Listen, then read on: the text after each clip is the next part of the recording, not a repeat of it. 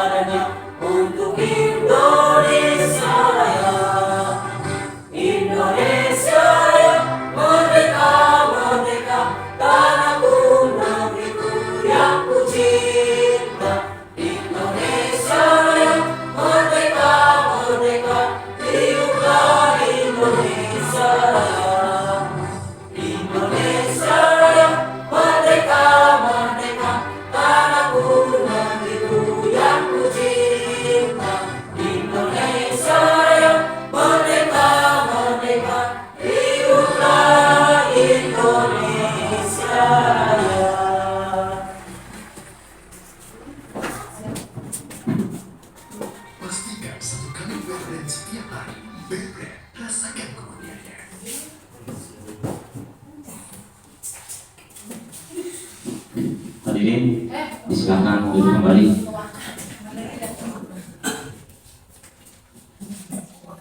Acara yang ketiga, acara selanjutnya sambutan dari Bapak Kepala Sekolah. Waktu dan tempat yang bersilakan.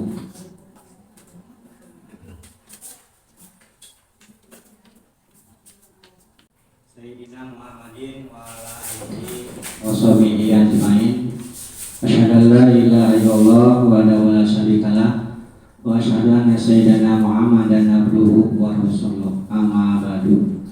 Yang saya hormati Bapak Ibu Guru, pertama marilah kita panjatkan puji dan syukur kehadirat Allah Subhanahu wa taala bahwasanya di siang hari ini kita bisa berkumpul di tempat ini dalam rangka diseminasi yaitu budaya positif di mana kegiatan ini merupakan salah satu tugas dari Bu Esti sebagai CGP Angkatan 10. Mudah-mudahan nanti apapun materi yang disampaikan tolong disimak, apa yang nanti disampaikan oleh Bu Esti tentang budaya positif. Yang kedua, sebelum ke penyampaian materi, mungkin ada istilahnya penyampaian materi dulu. Tugas ini merupakan bukan yang akhir ya, masih banyak tugas-tugas yang lainnya. Selama 6 bulan ke depan mungkin Bu Esti akan bergelut dengan materi-materi CGP. Oleh karena itu kepada Ibu, Bapak Guru, mohon kiranya untuk selalu mendukung apapun yang ditugaskan oleh Bu Esti nanti. Yang keduanya, dengan adanya CGP ini nantinya mudah-mudahan Bu Esti lolos dari CGP. Siapapun nanti kalaupun yang berkesempatan silakan daftar CGP, karena terus terang CGP sekarang sedang di karpet merah, artinya sedang diistimewakan ya. Dari langsung ke pengawas bisa, kemudian ke kepala sekolah juga bisa. Oleh karena itu sedikit saya sampaikan, jadi Bapak Ibu guru jangan terlena dengan tugas-tugas. Mulai dari sekarang silakan kalau bisa pekerjaan yang mungkin bisa oleh sendiri, kalau yang tidak silakan ke Besti. Tapi kalaupun regulasi tidak berubah, itu kemungkinan di tahun 2026 Besti naik ya. Kalau regulasinya tidak berubah itu, karena di 2026 mungkin Besti sudah lolos ya, sudah lolos dari CGP. Karena di kalangannya ini tidak ada lagi, ada Bu Ida, Bu Yeyen, Bu Titin, Pak Adib dengan Bu Esti. Ya, kemungkinan Bu Yeyen kalaupun ada ini pasti di 2025. Bu Yeyen kalau sekarang lolos, kemudian Bu Esti juga, mudah-mudahan ya. Makanya sedikit demi sedikit kita jadi jangan sampai nanti Bu Esti diangkat kita nggak pulang. Ya, jangan sampai begitu ya. Jadi harus dari sekarang. Jadi maksudnya saya bukan menakut-nakuti ya, karena kalau memang regulasinya tidak berubah, itu kemungkinan di tahun 2026. Karena 2026 itu kalangnya ada 4 kalau nggak salah. SKM 2, kalangannya 2, AW 2 itu 2026. Ya, sekali lagi ya mudah-mudahan kedepannya Bu Esti dalam mengikuti CGP itu diberikan kesehatan dan selalu diberikan kelancaran. Mungkin hanya itu saja yang dapat saya sampaikan. Dengan ucapan Bismillahirrahmanirrahim, kegiatan diseminasi budaya positif CGP Angkatan 10 secara resmi saya buka. Assalamualaikum warahmatullahi wabarakatuh. Waalaikumsalam warahmatullahi wabarakatuh.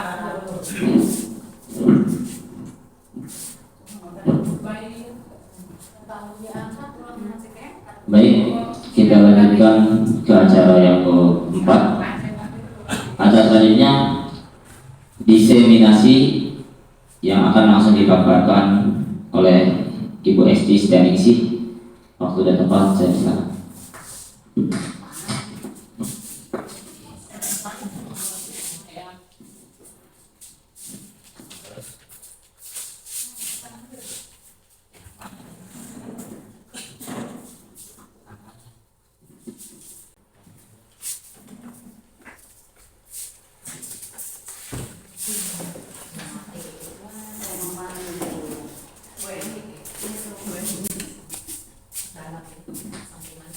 Ya, bismillahirrahmanirrahim.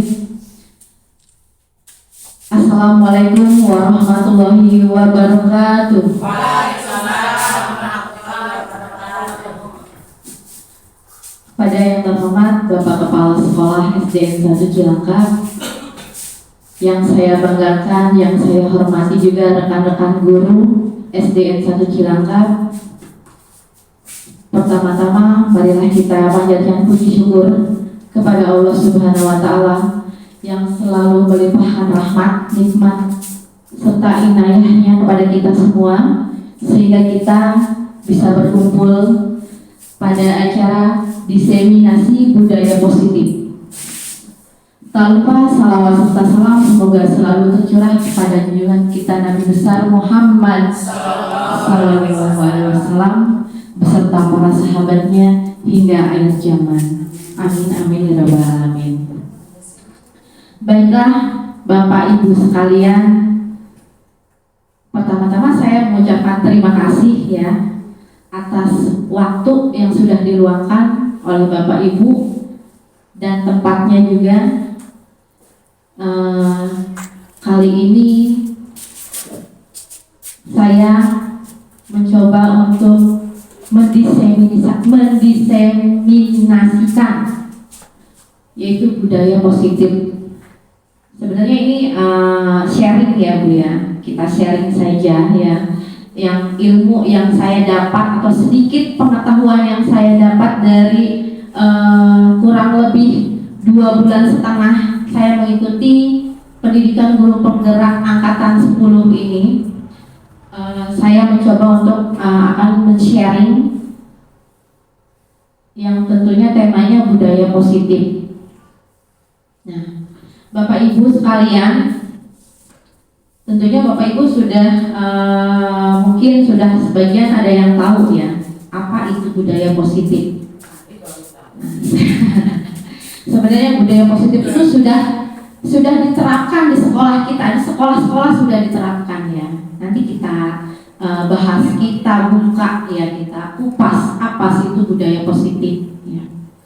Tapi saya ingin tahu dulu nih, Bapak Ibu sebagai pengajar di sekolah ini, menurut Bapak Ibu apa itu budaya positif?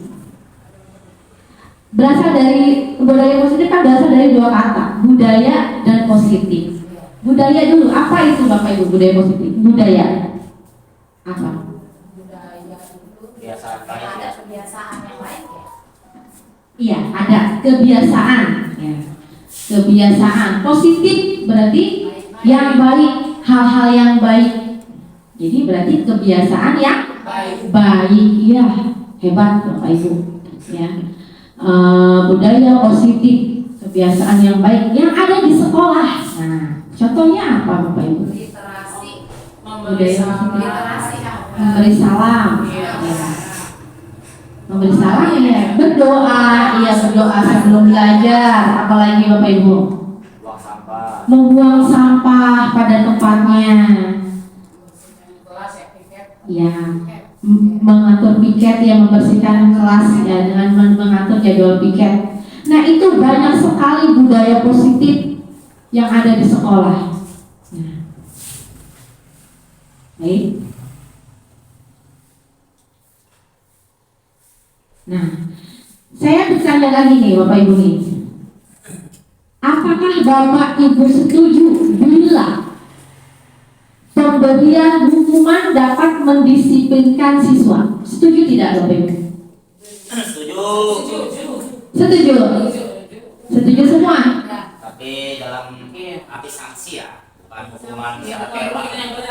Oke, siap. Terus, apakah Bapak Ibu setuju bila pemberian hadiah itu dapat meningkatkan prestasi siswa? Setuju. Setuju tidak? Setuju? Secara motivasi itu untuk motivasi anak. Ya, oke, ya. Lanjut, apakah Bapak Ibu setuju bila guru harus mampu memberikan solusi untuk setiap siswa yang bermasalah? Iya, Tentu ya, setuju ya. Ya, harus ya. Kemudian guru berperan sebagai teman bagi siswa. Setuju tidak? Nah, oke. Ini baru pertanyaan pemantik ya Bapak Ibu ya. Oke. Nah, kita bermain positif mindset ya, berpikir positif dulu. Nah, apa itu budaya positif? Nah, di sini sudah diperlihatkan perwujudan dari nilai-nilai atau keyakinan universal yang diterapkan di sekolah. Nilai-nilai tadi seperti tadi ya, nilainya ada nilai apa, kebersihan, ya banyak ya, keagamaan, ya. Nah, di sini Bapak Ibu, konsep-konsep inti untuk menciptakan budaya positif ada 6 konsep ya. Supaya kita menciptakan budaya positif di sekolah itu ada 6 konsep. Yang pertama disiplin positif. Yang kedua motivasi perilaku manusia. Ketiga keyakinan kelas atau sekolah. Yang keempat kebutuhan dasar manusia. Yang kelima posisi kontrol seorang guru. Dan yang keenam segitiga restitusi. Nah, dari ke-6 konsep ini mana yang Bapak Ibu masih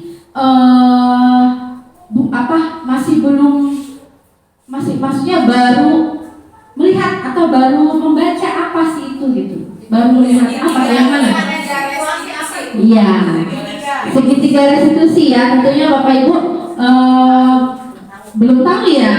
Nah, sebenarnya segitiga restitusi juga sudah diterapkan di sekolah ini. Ya, nanti kita kupas bareng-bareng ya Bapak Ibu ya. Kalau disiplin positif kan tentunya Bapak Ibu ya, paham ya, disiplin yang positif ya.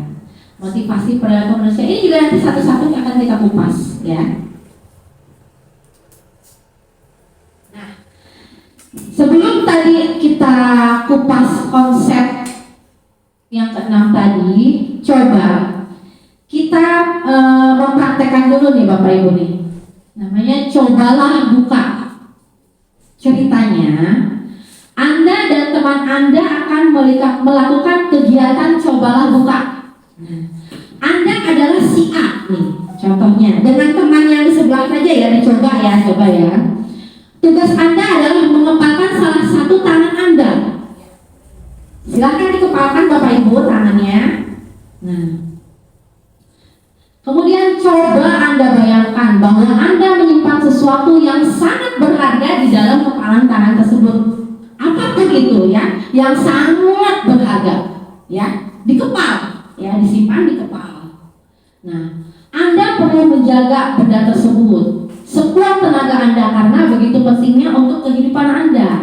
Nah, tugas B, rekan Anda nih, saling aja ya, rekan Anda yang sebelah. Tugas B, mencoba dengan segala cara untuk membuka kepala tangan Anda dengan membujuk, menghardik, tahu menghardik Bapak Ibu? Menggertak ya, dengan cara kasar mengintimidasi ya, memarahi, menggoda, mengkritik dan yang lainnya. Coba silakan Bapak Ibu praktekkan.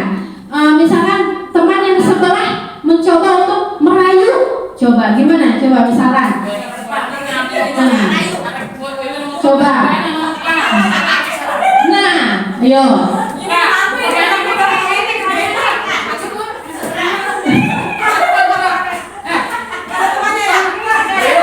Nah, coba.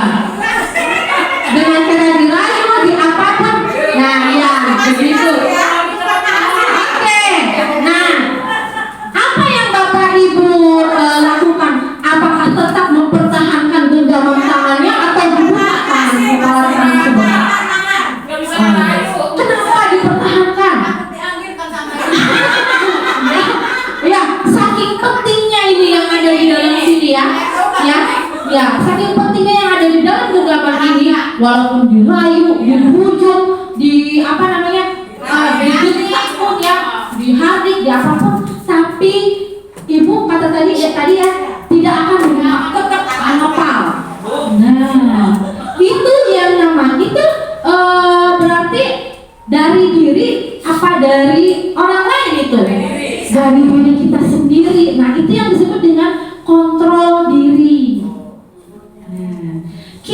Kontrol diri itu apa?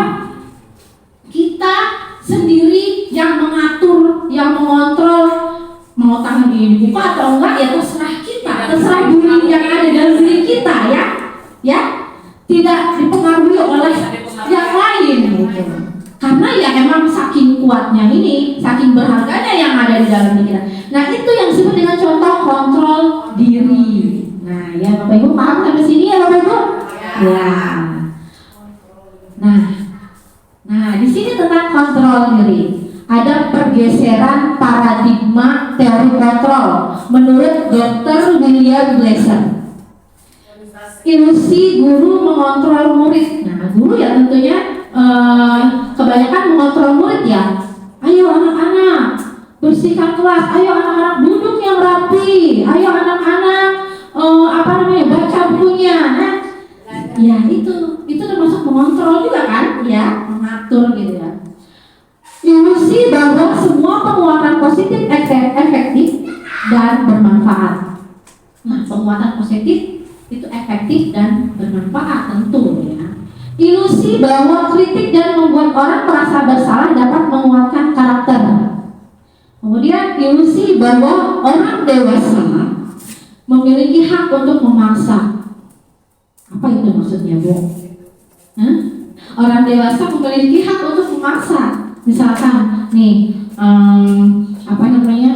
pada waktu jam belajar si anak itu pengen main di luar ya, tapi gurunya jangan kamu jangan dulu main ya memaksa tapi dalam hal yang positif ya itu ya. Bagaimana seorang bisa berubah dari paradigma stimulus respon pada pendekatan teori kontrol? Sebentar ya, ini gambarnya. Lanjut ke disiplin positif. Nah tadi, yang pertama tadi konsepnya kan disiplin positif ya, Bapak Ibu. Disiplin positif merupakan salah satu cara penerapan disiplin yang bertujuan untuk menumbuhkan kesadaran serta memberdayakan anak untuk melakukan sesuatu tanpa sogokan, ancaman maupun hukuman. Nah, jadi si anak itu melakukan misalkan tadi membersihkan kelas, tidak diancam ya Bapak Ibu ya dengan kesadaran sendiri. Kalau tidak membersihkan kelas dihukum, harusnya itu jangan ya, tidak boleh. Nah, di sini nilai-nilai kebajikan universal.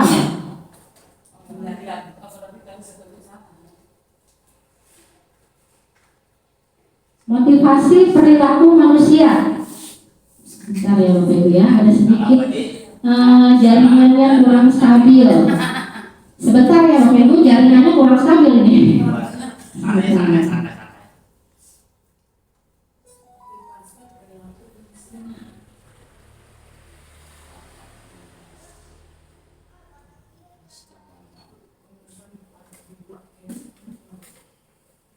Ini yang tadi sudah belum muncul karena sinyalnya ini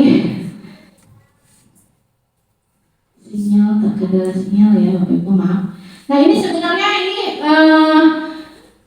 gambar profil pelajar Pancasila ya, nilai-nilai kebajikan universal itu. Coba Bapak Ibu sudah tahu belum profil pelajar Pancasila apa saja? Gotong royong, terus apa lagi? Mandiri, apa lagi? Bernara kritis, apa lagi Bapak Ibu? Ada 5 ya? Ada berapa? Ada 6 ya? Ya, itu ya nilai-nilai kebajikan. Nah, lanjut ke motivasi perilaku manusia. Nah, di sini ada 3. Menghindari ketidaknyamanan atau hukuman, mendapat imbalan atau penghargaan, terus menghargai dan menjadi orang yang mereka inginkan. Dari ketiga ini mana yang pas sama Ibu? Coba yang mana? Yang Ibu biasa inginkan. Menghindari ketidaknyamanan atau hukuman, tentu ya. Kita harus selalu menghindari hukuman ya, supaya kita aman, ya kan? Iya. Kalau mendapat imbalan, gimana? Itu malah itu motivasi ya. Ya, keinginan ibu nih dalam hidup mendapat imbalan, mau nggak? Hah? Mau? Ya. Nah, lebih kemana coba yang tiga ini? Yang ketiga menghargai diri dan menjadi orang yang mereka inginkan. Lebih ke nomor satu. Lebih ke nomor satu, iya, oke. Siap.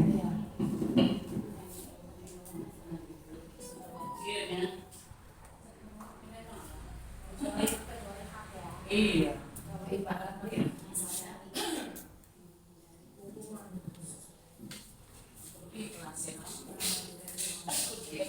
Nah, hukuman, konsekuensi, dan restitusi. Di sini ada 3 kata, hukuman, konsekuensi, dan restitusi. Ini berbeda ya Bapak Ibu ya. Kalau hukuman itu cenderungnya dia menghardik, mengancam, ya, menghukum, ya, lebih kasar. Kalau konsekuensi itu biasanya dari ada kesepakatan dulu nih, misalkan kalau kamu melanggar ini nanti ini ya apa gitu, kesepakatan antara murid dan guru. Kalau hukuman itu kan dari dulu, misalkan spontan nih, kamu misalkan bersihkan WC atau kamu berdiri di depan kelas, nah itu ya kalau hukuman. Kalau konsekuensi itu ada kesepakatan dulu sebelumnya. Nah, ya. Satu lagi kalau restitusi, nah ini kalau restitusi itu misalkan anak berbuat salah, tapi kita mencari alasannya, terus kita gali, kemudian kita tanya, kamu mau nggak memperbaikinya? Bagaimana cara memperbaikinya dari kesalahan yang telah kamu buat? Nah itu restitusi. Nah, berdasarkan 3 kata tersebut, yang menurut Bapak Ibu yang paling baik yang mana? Mencari jalan keluar ya. Nah, iya, restitusi ya tadi, mencari jalan keluarnya dan mencari cara memperbaikinya bagaimana. Nah itu ya, kita sudah sedikit jelas ya, paham tentang restitusi tadi. Karena kan restitusi kan kita masih awam ya sebelumnya ya, apa itu ya. Baru baca. Nah ini penjelasan yang tadi ya. Hukuman tidak terencana bersifat satu arah, bisa berupa hukuman fisik, bisa psikis atau kata kasar tadi ya. Konsekuensi bersifat terencana tadi sudah disepakati ya. Restitusi, kondisi bagi murid untuk memperbaiki kesalahan mereka sehingga mereka bisa kembali pada kelompok mereka dengan karakter yang kuat. Ya itu. Iya, ya, mencari solusinya dulu. Ya, nanti ada contohnya videonya nih Bapak Ibu nih ya. Nih contoh konsekuensi atau hukuman. Sebenarnya konsekuensi atau hukuman tuh hampir mirip ya, cuma tadi dibedakan dari yang tadinya itu ya. Nah, contohnya nih, mencatat 100 kali di dalam buku kalimat, saya tidak akan terlambat lagi. Biasanya itu zaman dulu ya seperti itu ya. Nah, kemudian lari mengelilingi lapangan basket, misalkan atau ke lapangan olahraga kalau terlambat hadir di sekolah, karena terlambat hadir di sekolah. Membersihkan coretan yang dibuang di meja. Kemudian murid diminta untuk push up, berdiri di depan kelas sambil mengangkat kaki 1, membersihkan WC, lari keliling lapangan karena terlambat 10 menit saat pelajaran PJOK. Nah, dari ke berapa nih? Yang pernah Bapak Ibu lakukan yang mana? Ayo jujur yang mana? Tapi yang pernah dimasuk sekali suruh mengambil sambung 20 baris. Ya, itu bisa seperti itu ya. Pernah saya lakukan. Iya pernah ya. Yang lain mungkin guru PJOK Nggak sampai 100 sih. yang mana? Nggak sampai 100. 20 baris untuk sambung. Apa disuruh lari keliling lapangan kalau kemarin? Karena pejabat paling pusat ketiba. Push up, ya, ya. Pernah ya berarti ya? Pernah, pernah dong. Ya, kita pakai kaos Berarti pernah melakukan hubungan ya? tulis di buku saya. Ya, ini. Nah, dihukum oleh penghargaan. Nah, kalau ini dihukum oleh penghargaan nih Bapak Ibu, coba kita kupas. Pengaruh jangka pendek dan jangka panjang. Penghargaan tidak efektif. Penghargaan merusak hubungan. Penghargaan mengurangi ketepatan. Penghargaan mengurangi kualitas. Penghargaan mematikan kreativitas. Penghargaan menghukum motivasi dari dalam diri atau intrinsik ya. Yang pengaruh jangka pendek dan jangka panjang. Tentunya kalau dihukum oleh penghargaan, misalkan si anak itu dengan diberikan dihukum tapi dihargai gitu hukuman itu dihargai. Nah dia akan selalu ingat nanti jangka panjangnya, oh aku pernah seperti ini oleh guru gitu ya.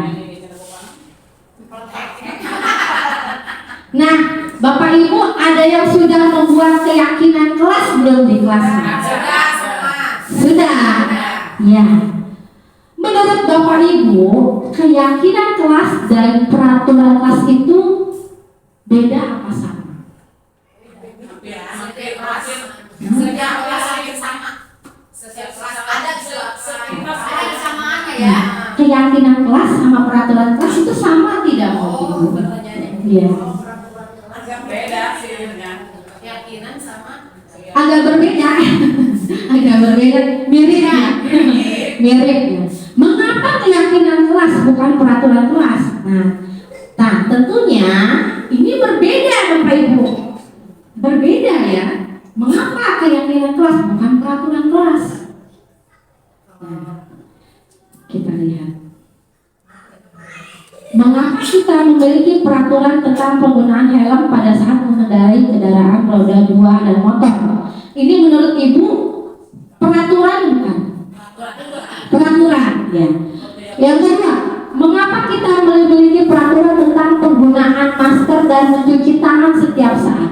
Itu peraturan? Peraturan. Oke. Ya, itu termasuk peraturan. Nah, sekarang keyakinan kelas. Keyakinan kelas dibuat berdasarkan kesepakatan antara guru dan siswa, bersifat universal ya. Iya, ada kesepakatan, betul.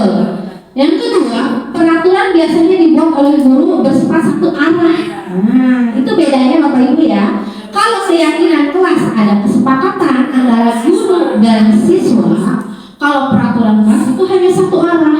Biasanya oleh gurunya saja dibuat. Ya, nah, jelas itu berbeda ya, Bapak Ibu ya. Betul. Nah, nih prosedur. Coba yang sudah dulu nih, siapa tadi yang sudah membuat keyakinan kelas? Satu orang. Ya, Bu Haji ya, Bu Haji. Bagaimana cara membuat atau prosedur membuat keyakinan kelas? Yang Bu Haji sudah lakukan dulu.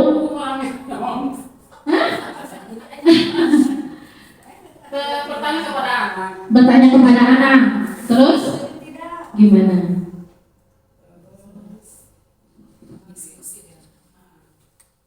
Berdiskusi.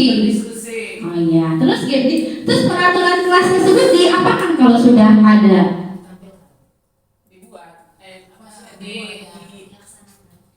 Dibuat terus dilaksanakan. Oh itu ya. Itu versi Bu Haji ya. Nah, ini ada sedikit paradigma. Nah, di sini prosedur pembentukan keyakinan sekolah atau kelas. Yang pertama, mempersilahkan warga sekolah atau siswa untuk mencurahkan ide tentang peraturan yang disepakati. Contohnya, nih, anak-anak, kita akan membuat keyakinan kelas nih. Coba, silahkan apa saja menurut kalian, ide-idenya silahkan. Misalkan, datang tepat waktu, Bu. Datang tepat waktu, Bu. Buang sampah sembarangan, kita tampung. Kita tampung ya yang dari siswa itu ya. Misalkan ada 10 siswa yang mengatakan tadi buang sampah, Bu, pada tempatnya. Kemudian tidak menyontek, Bu. Nah, ya kita catat semuanya ide-ide dari siswa tersebut. Kita catat. Nah, yang kedua tuh mencatat semua masukan. Nah, tadi kan ada yang kata tidak membuang sampah sembarangan, kata anak itu ya. Nah, ganti kalimat negatif menjadi kalimat positif. Tidak membuang sampah sembarangan, kan itu kalimat negatif ya. Ada kata tidak ya. Nah, ya hebat ibu-ibu semuanya. Jadi kita rubah nih, jadi kalimatnya buanglah sampah pada tempatnya. Jadi keyakinan kelas itu kalimatnya harus positif ya ibu-ibu ya. Jangan ada tidak, jangan ada kata tidak ya. Nah itu.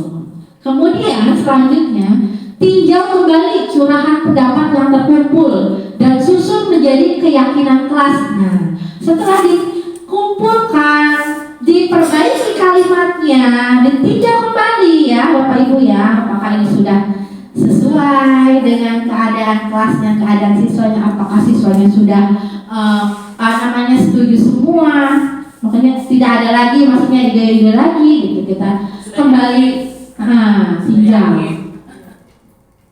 Nah, kemudian kita susun antara 3 sampai 7 keyakinan kelas. Tidak usah banyak-banyak ya Bapak Ibu ya. Tidak usah sampai 10, 20, jangan. Nanti anak-anaknya malah keder ya. Iya, kebanyakan peraturan, ada kebanyakan keyakinan kelas, nanti anak-anaknya malah kaku ya.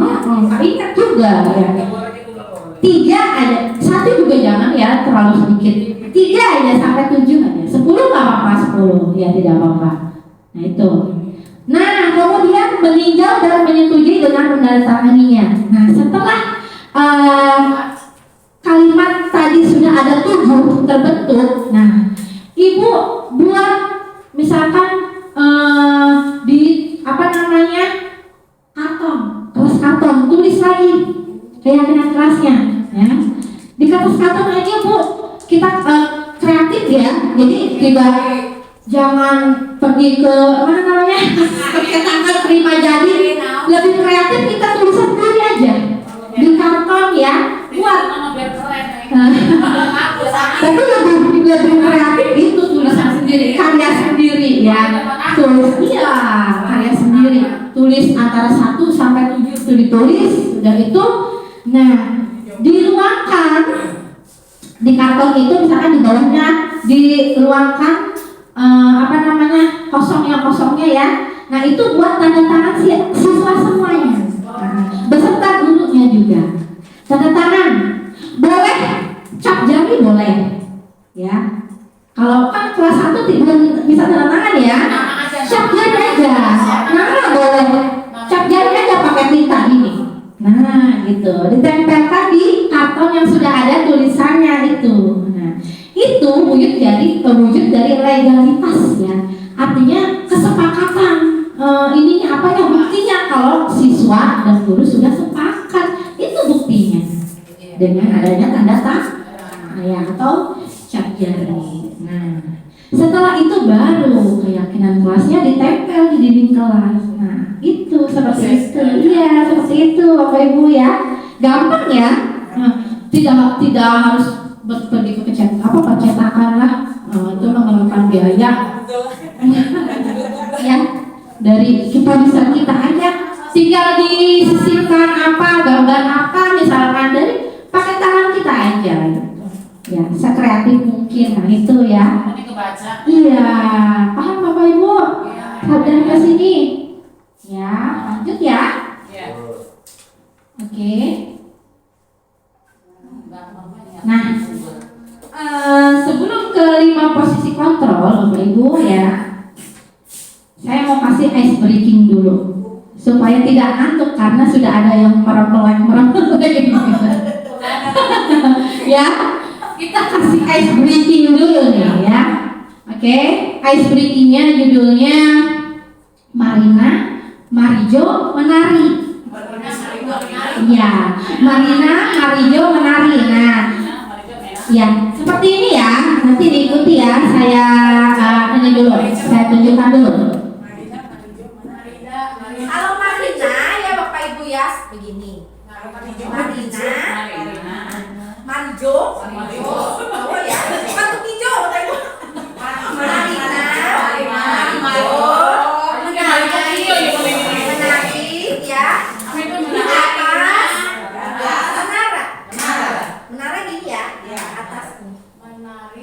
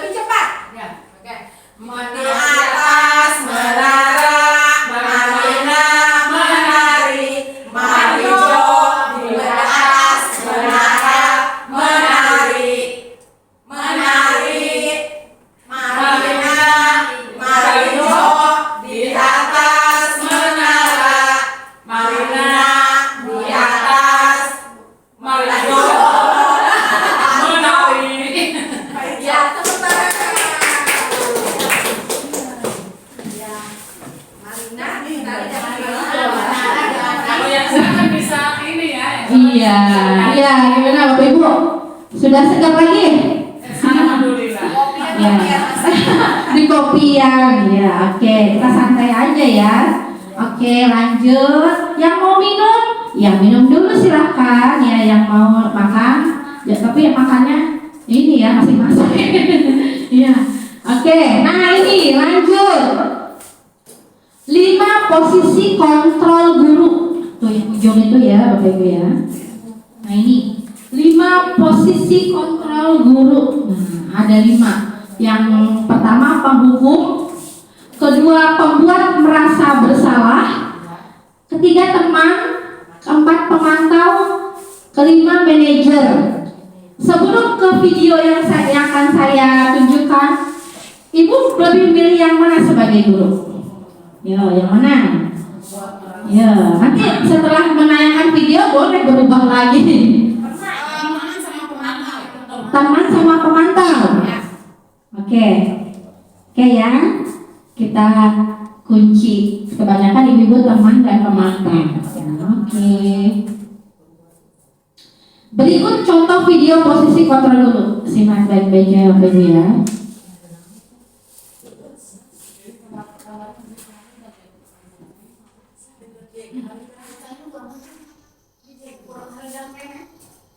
Mau kemana, Pak? Nah,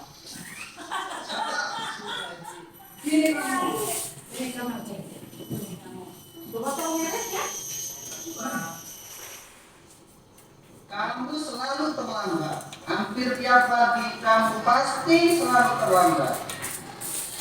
Pak, saya Apa? Apa coba? Alasan kamu apa lagi? Hampir tiap hari kamu telat. saya Marah sekali ya jadi anak. Dasar malas. Kapan sih kamu tidak terlambat? Setiap hari pasti kamu terlambat. Sama. Kamu keliling lapangan upacara 2 kali. Nah, ini scan yang pertama ya, video yang pertama ya. Yang kedua. Apa? Dapat. Kamu kenapa terlambat lagi nak? Kamu senang ya? Bikin bapak susah. Nggak apa. Gusti dapat. Kamu suka ya kalau bapak duduk kepala sekolah. Terus bapak harus tulis apa di buku absen? Ini kamu sudah sering terlambat loh. Bapak harus bilang apa? Bisa jantungan kalau bapak ditegur kepala sekolah, Bapak. maaf sekali. Ya sudah, lain kali jangan bikin bapak susah lagi ya nak. Bapak tidak akan cepat lagi kalau kamu begini terus. Menunjukkan kelemahannya. Scan yang ketiga. Dapat lagi ya. Rumah bapak itu dapatin, Pak.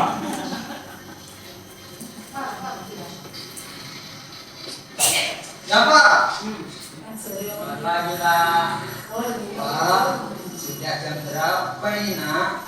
Terlambat lagi ya saya.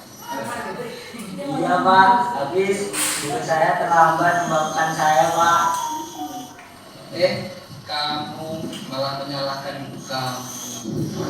Kamu bukannya anak yang larinya paling kencang ya? Kok terlambat sih? Iya, Pak. Saya memang terlambat banget tadi. Biarpun saya larinya kencang, tetap gak kejar, Pak. Ya sudah sana. Nanti lain kali larinya lebih kencang lagi ya, biar nggak terlambat lagi. Bikin seneng bapak loh. Jadi bapak bisa kan? Bisa, Pak. Ya sudah sana masuk kelas. Bapak beresin urusan absen kamu ya. Kamu ini ada saat.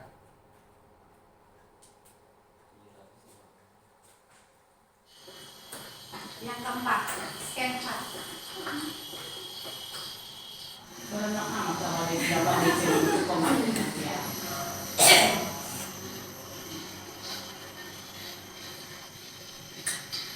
Sering ya. Dapat. Dapat. Apa peraturan sekolah kita tentang jam berapa kita harus masuk sekolah, Nak?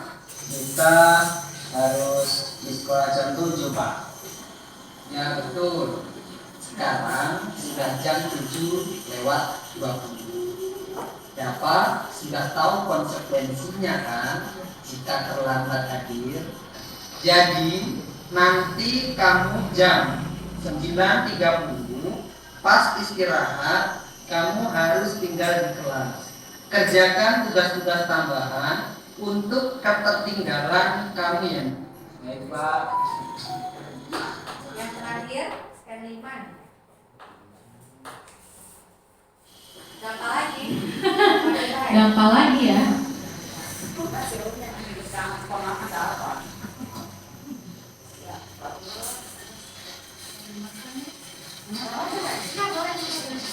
Siapa?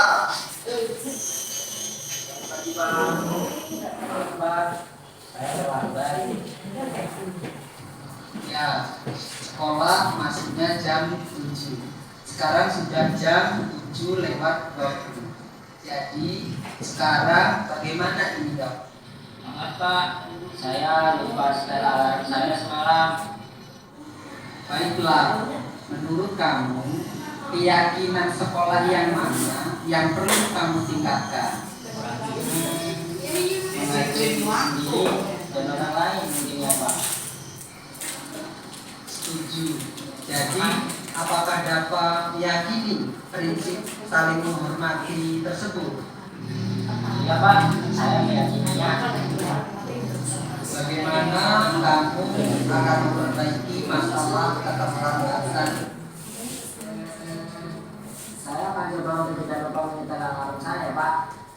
Baik, kalau dapat lupa menyetel alarm di rumah, ada orang yang kira-kira bisa membantu mengingatkan tidak?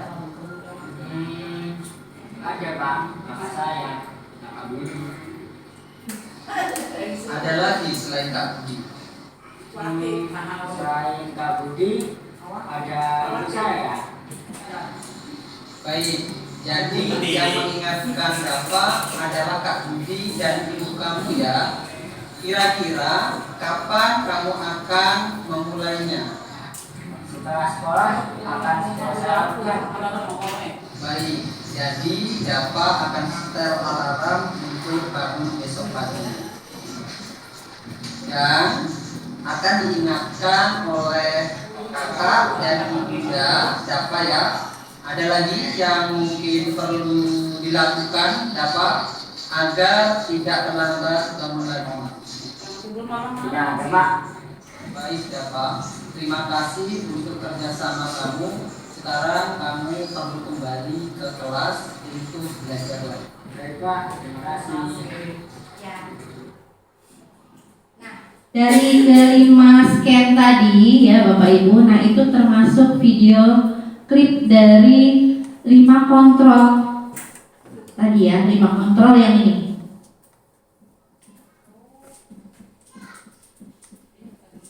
Ya, 5 posisi kontrol guru ya. Ya, nah. Yang scan 1 ini penghukum ya Bapak Ibu ya. Nah, jelas penghukum. Yang scan 2 itu apa namanya? Pembuat merasa bersalah. Yang scan 3 ini apa? Teman ya. Yang keempat itu pemantau. Yang kelima manajer. Nah, ini penghukum tadi ada kalimat apa namanya? Membentak ya. Tadi ada kalimat membentak, menghukum. Itu penghukum ya. Dampaknya hukuman fisik. Hukuman fisik verbal. Dampaknya anak menjadi pendendam. Kalau kita sebagai penghukum, anaknya ya kan dikatai kasar ya, dibentak-bentak. Siapa yang mau sih ya dibentak gitu ya, walaupun itu kita salah kan ya. Jadi dendam. Kemudian tidak menyukai guru atau mapel tertentu. Ya tentunya dicirian ya sama si anak itu ya. Kemudian, nah yang kedua pembuat merasa bersalah. Nah, kalau kita sebagai pembuat merasa bersalah, yang scan 2 tadi lembut tapi menyalahkan siswa supaya si siswa itu merasa bersalah. Ya tadi kalimatnya seperti tadi ya yang scan 2. Dampaknya yang membuat siswa merasa bersalah, rendah diri dan menarik diri ya. Kemudian yang kalau kita sebagai teman biasanya ke anak yang bersalah itu lebih rileks ya, bahasanya lebih enteng, lebih ramah ya. Cenderung misalkan sambil bergurau, misalkan kamu kenapa tidak pakai dasi? Apa dasinya diambil kucing? Nah, itu kan ada kata-kata yang sedikit bersunda gurau ya. Itu teman. Nah, dampaknya murid bergantung pada satu orang. Ya itu, ke guru itu aja lah. Itu mah gurunya bager gitu ya. Jadi terus dampaknya lagi membuat siswa tidak mandiri. Ya pasti ya. Kemudian pemantau yang skempa tadi, nada bicara dan ekspresinya datar, ya, biasa saja. Identitas berhasil, pemantau tetap memantau saat siswa diberi sanksi. Ya. Dampaknya menghitung hadiah, hukuman yang diberikan tanpa melihat nilai kebajikan, tidak sepenuhnya mandiri. Yang terakhir yang scan tadi, yang scan kelima manajer, suaranya netral, ya. Tercipta identitas positif, mengajukan pertanyaan bermakna tadi. Kenapa kamu terlambat? Alasannya apa? Iya, betul. Membantu siswa memecahkan masalah. Nah tadi, kamu bagaimana cara memperbaikinya? Tadi dengan menyetel, apakah dengan ini? Ya, terus si Dava itu menyetel alarm Pak, katanya mau menyetel alarm. Jadi ditawarkan apa yang bisa kamu lakukan? Sok coba. Iya, solusi. Dan bagi kita guru dengan siswa sama-sama mencari solusinya dan cara memperbaikinya. Kemudian dampaknya muridnya mandiri, ya bisa memperbaikinya ya mandiri ya tentunya.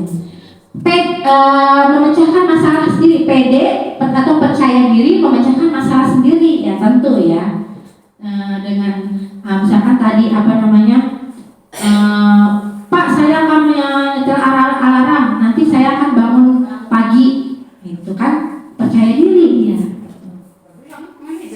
Ya, yang paling baik ya, sebagai manajer, iya sebagai manajer ya. Tadi yang di awal kan Bapak Ibu milihnya teman sama pemantau. Nah setelah melihat video tadi dan penjelasan tadi beralih ya ke manajer ya. Iya, paling bagus memberikan solusi ya. Tidak hanya menjadi teman saja ya Bapak Ibu ya, tapi harus bisa memberikan solusi dan bagaimana cara memperbaikinya. Nah ini kebutuhan dasar manusia. Yang pertama bertahan hidup. Ya tentu ya, kita hidup di sini misalkan di Rangkas Bitung ya bertahan hidup. Bagaimana caranya? Dia bersosialisasi, ya. Bekerja, itu kan cara bertahan hidup ya. Iya. Kemudian kasih sayang dan rasa diterima, tentu ya. Kita sebagai manusia kan ingin ada kasih sayang dari suami ya, dari anak-anak, dari keluarga tentunya ya. Kemudian yang ketiga penguasaan ya. Nah kita kalau misalkan manusia kan ingin bisa ini, ingin bisa itu ya kan, ingin menguasai ini gitu ya. Gitu. Kemudian yang keempat kebebasan, tentu ya kita bebas tapi harus terkendali, bebas ingin kemana saja asal tahu waktu gitu, dan sebagainya. Kemudian kesenangan, ya kita butuh kesenangan ya Bapak Ibu ya. Iya. Misalnya kita gajian nih, walaupun gajiannya tersisa 800.000, senang aja beli bakso gitu ya, terjangkau aja gitu ya, beli baju yang serba 35 gitu ya. Jadi kita menciptakan kesenangan sendiri ya Bapak Ibu ya, jangan dibuat pusing lah gitu ya, walaupun dengan gaji yang pas-pasan. Iya betul. Ya. Ini kebutuhan dasar manusia ya. Nah tadi kalau siswa, kebutuhannya ya ini. Aku senang main kejar-kejaran dengan ibu guru katanya. Iya. Iya. Ibu kejar aku karena ibu guru sayang aku. Aku hebat kan bisa bikin ibu guru kejar aku. Aku bosan belajar mewarnai terus di dalam kelas. Nah itu merupakan keinginan siswa seperti itu ya. Itu juga kebutuhan dasar manusia.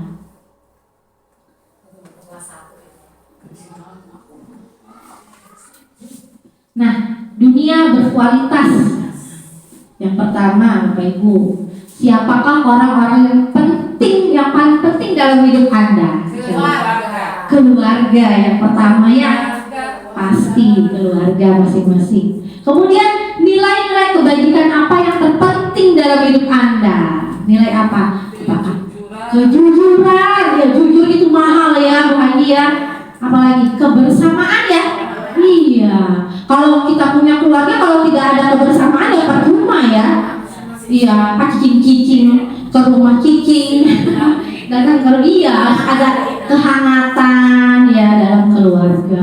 Kemudian kalau Anda menjadi orang yang ideal, karakter atau sifat apa yang Anda paling inginkan pada diri Anda?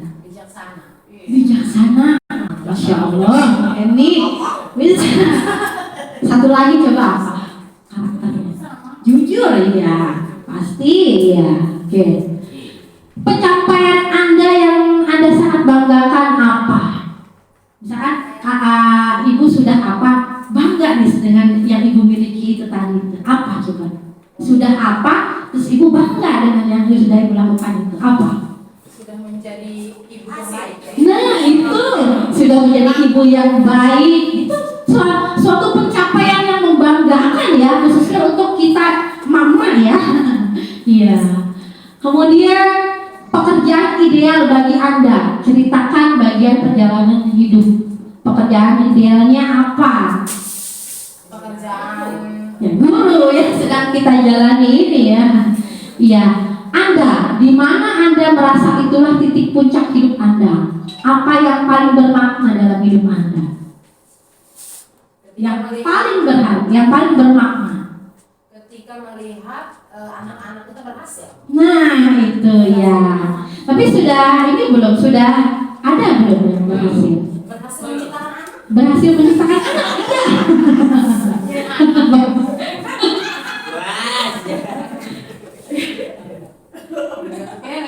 Banyak. Nah, oke, kita ke tahap akhir ya, segitiga restitusi. Ya. Tadi kan restitusi kan memberikan solusi ya, cara memperbaikinya juga seperti itu. Nah, di sini ada 3 langkah segitiga restitusi. Yang pertama, menstabilkan identitas. Nah, ini. Menstabilkan identitas. Setiap orang pasti pernah melakukan kesalahan. Ya, secara sengaja maupun tidak sengaja ya. Nah, itu. Kamu bukan satu-satunya yang pernah melakukan ini. Ya, itu. Menstabilkan identitas. Kemudian yang kedua yaitu memvalidasi kebutuhan. Kamu tentu punya alasan mengapa melakukan itu. Tadi ya, kalau kamu punya salah, mau berbuat salah, tentu ada alasannya ya. Itu. Langkah yang selanjutnya yaitu menanyakan keyakinan. Yang ini. Nilai-nilai apa yang telah kita sepakati? Kamu ingin menjadi orang yang seperti apa? Nah itu. Nah, masih ini ya Bu, masih apa namanya? Buram. Nah, kita lihat di sini ada videonya, ya. Contohnya. Contoh penerapan segitiga restitusi ya, Bapak Ibu ya.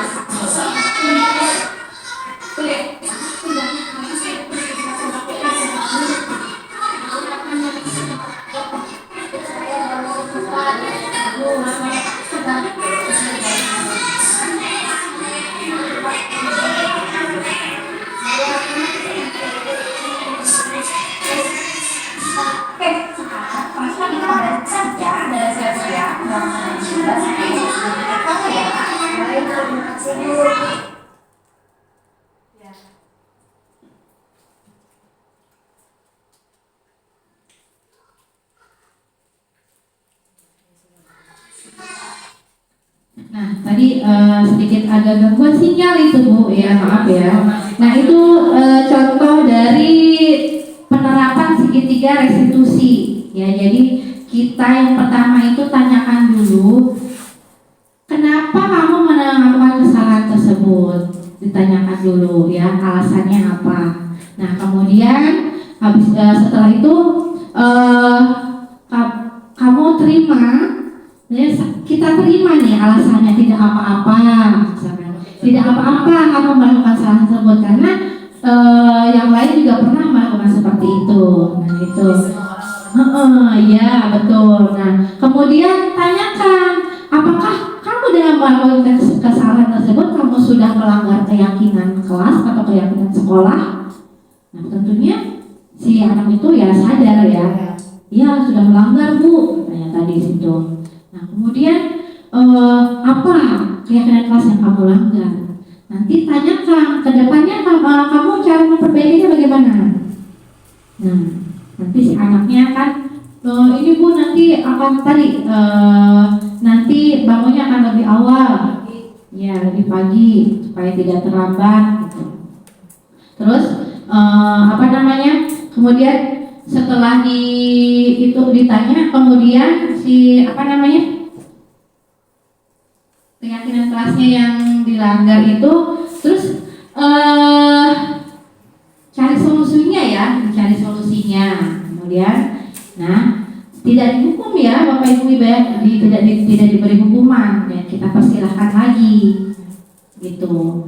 Kita persilahkan dengan bahasa yang baik juga ya, yang hati-hati gitu, supaya tidak menyakiti perasaan si anak tersebut gitu. Nah pastinya kita pakai bahasa jangan diulangi lagi anak-anak ya, nanti perbaiki ya, seperti itu. Nah nanti kan si anak itu tuh merasa diperhatikan gitu ya Bapak Ibu ya, diperhatikan gitu. Jadi tidak dendam.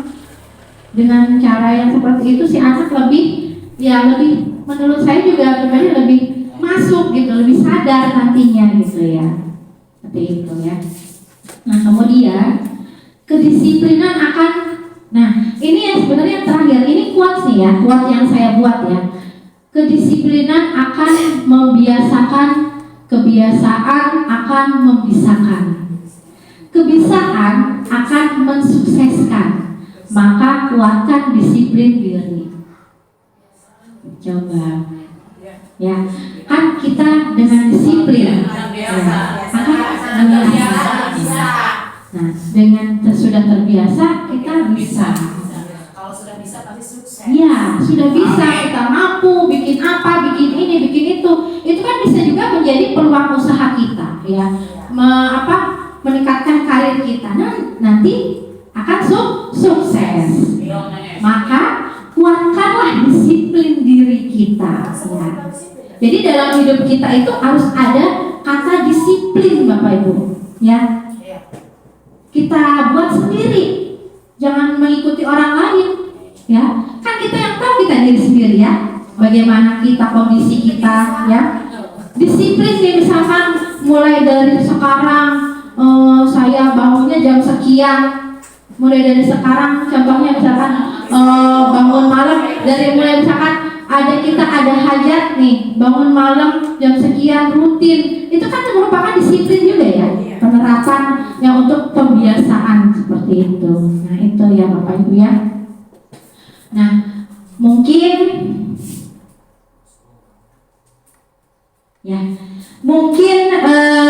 sampai di sini sharing saya atau pemaparan saya mengenai budaya positif ya. Adapun itu penerapannya kepada Bapak Ibu guru, mudah-mudahan semuanya dapat menerapkan ya, dapat mencerahkan ya.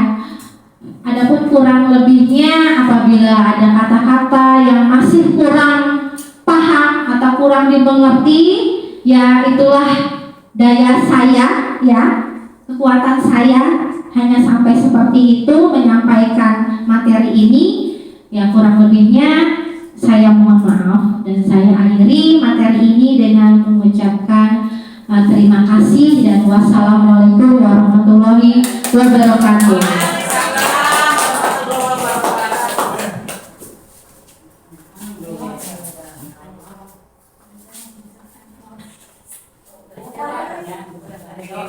Di depannya tadi sebelum gua ini.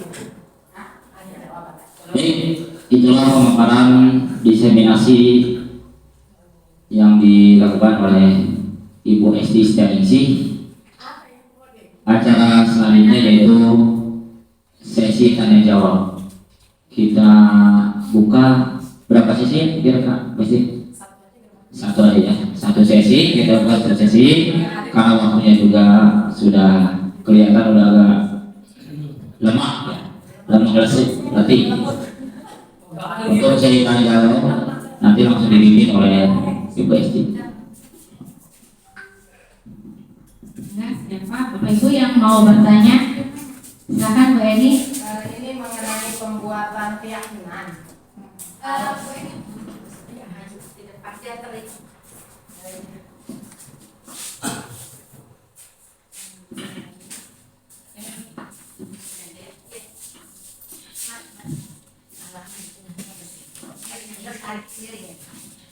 Ini mengenai pembuatan keyakinan. Kalau kelas atas kan mungkin bisa kita diajak diskusi ya anak-anak ya Ibu ya, untuk kelas atas. Tapi untuk kelas 1 ini kan anak kadang susah untuk diajak diskusi. Nah ini solusi yang terbaik agar bisa menemukan keyakinan yang harus diterapkan di sekolah itu seperti apa? Diskusi kepada anaknya gitu. Baik, satu pertanyaan cukup apa? Ada lagi? Cukup? Oke. Ya. Kalau satu lagi boleh Bu. Boleh. Silakan. Pak Garis, silakan. Iya.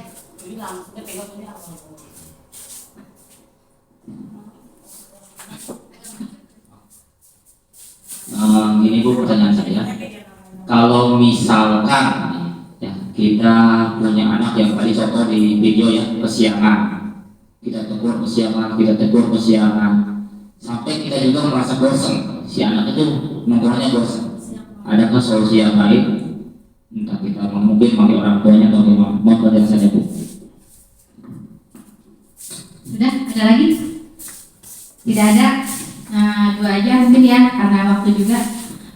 Yang pertama yaitu cara membuat keyakinan kelas untuk kelas rendah ya, Bapak Ibu ya. Nah, iya.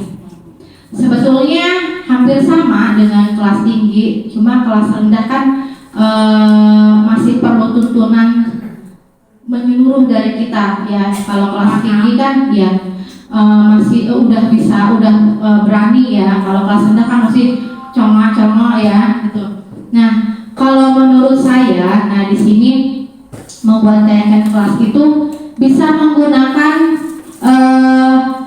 kalau yang punya yang bisa IT yang bisa menayangkan infokus ya, kita tayangkan dulu gambar, misalkan gambar orang mau buang sampah gitu ya. Jadi memancing dulu si anak itu yang dilihat itu seperti itu ya, memancing si anak.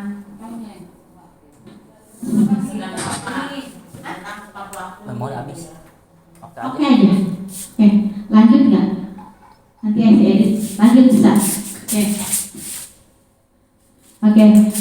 Dengan menayangkan dulu Bapak Ibu gambar-gambar visual tentang ya menyangkut keyakinan kelas tentang anak sedang bersih atau anak sedang mencontek. Nah, kita rangsang dulu. Nah, si anak kemudian pastinya kan anak kelas 1 juga, ibu itu lagi nyontek ya, ibu itu lagi bersih ya. Nah, anak-anak, nah kita buat keyakinan kelas yuk. Nah, kita buat keyakinan kelas dari gambar ini. Coba kira-kira apa? Kalau misalkan gambar ini anak sedang membersihkan kelas, berarti kita di kelas harus apa? Harus kelasnya harus apa? Harus bersih misalkan. Misalnya si anak ada yang bilang gini, oh iya Bu, buang sampahnya di tempatnya. Nah, si anak kan otomatis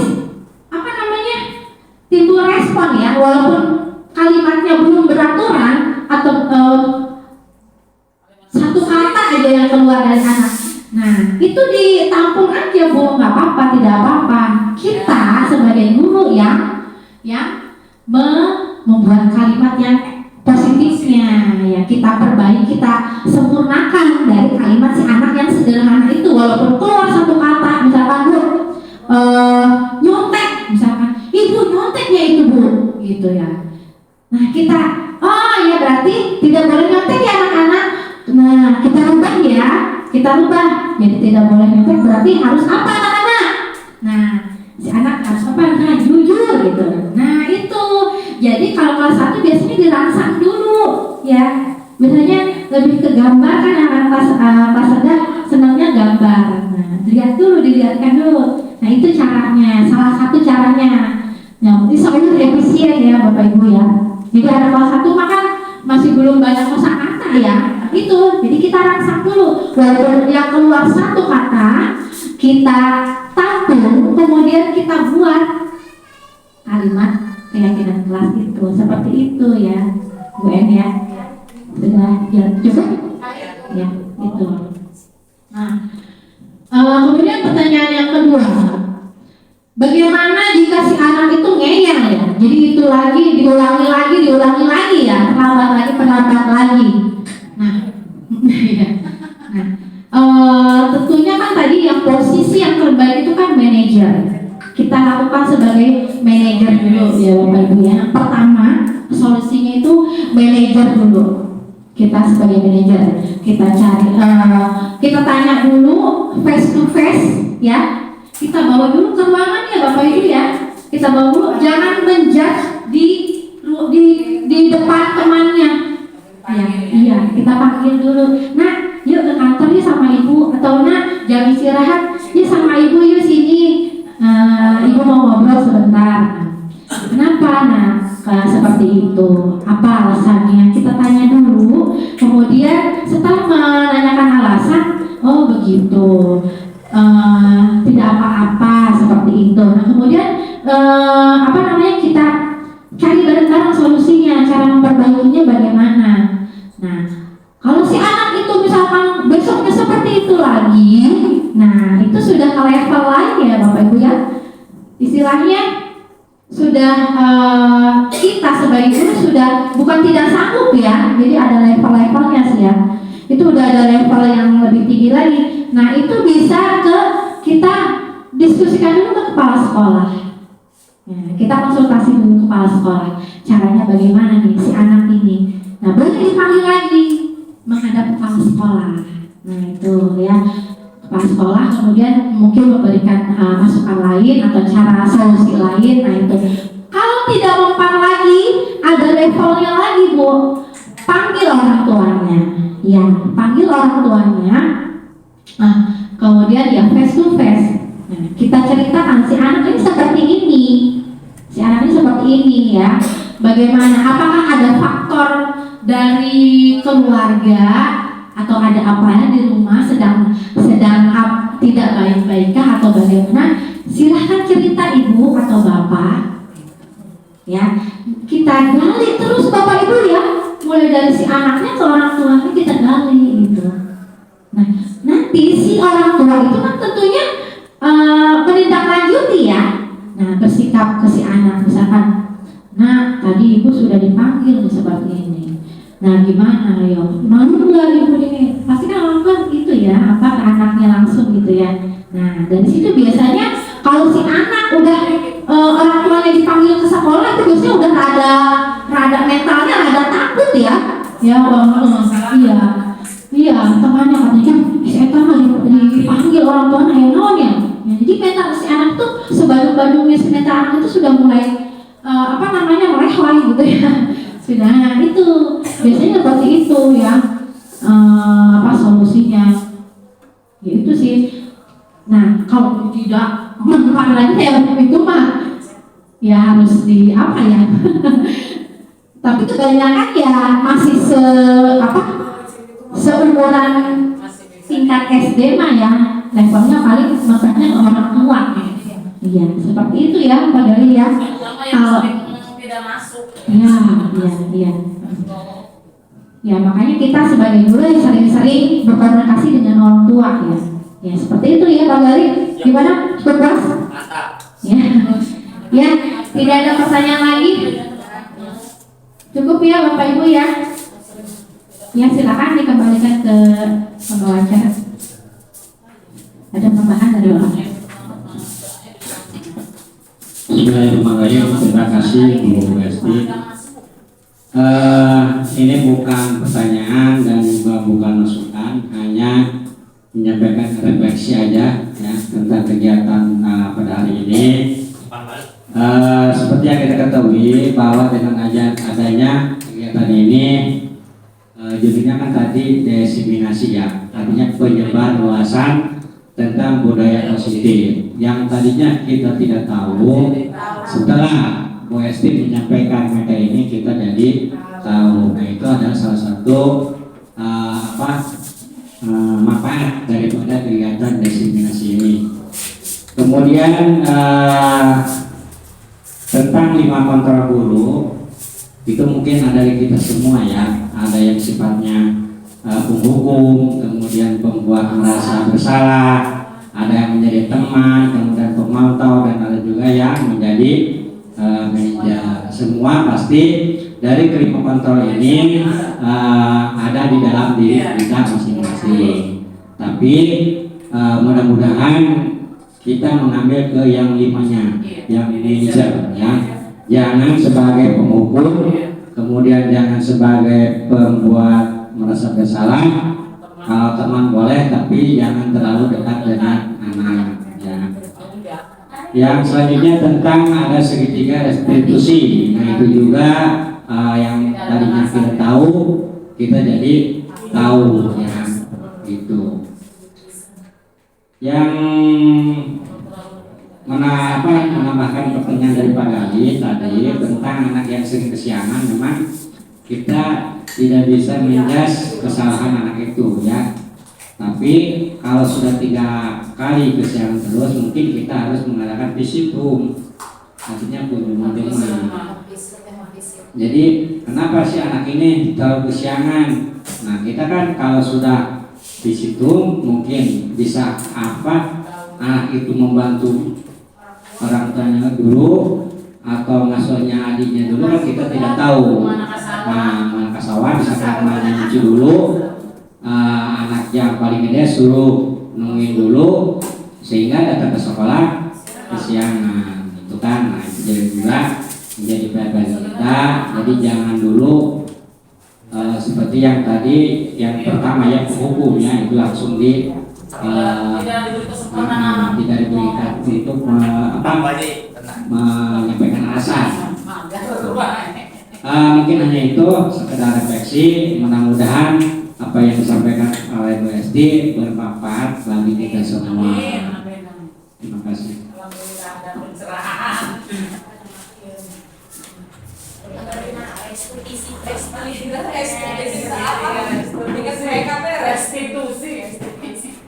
Baik, alhamdulillah rangkaian acara demi acara sudah selesai. Mudah-mudahan kita mendapatkan manfaatnya dan bisa kita diperbaiki lagi keseharian kita, terutama di sekolah kita. Yang terakhir, acara terakhir penutup dengan membacakan hamdalah. Alhamdulillah.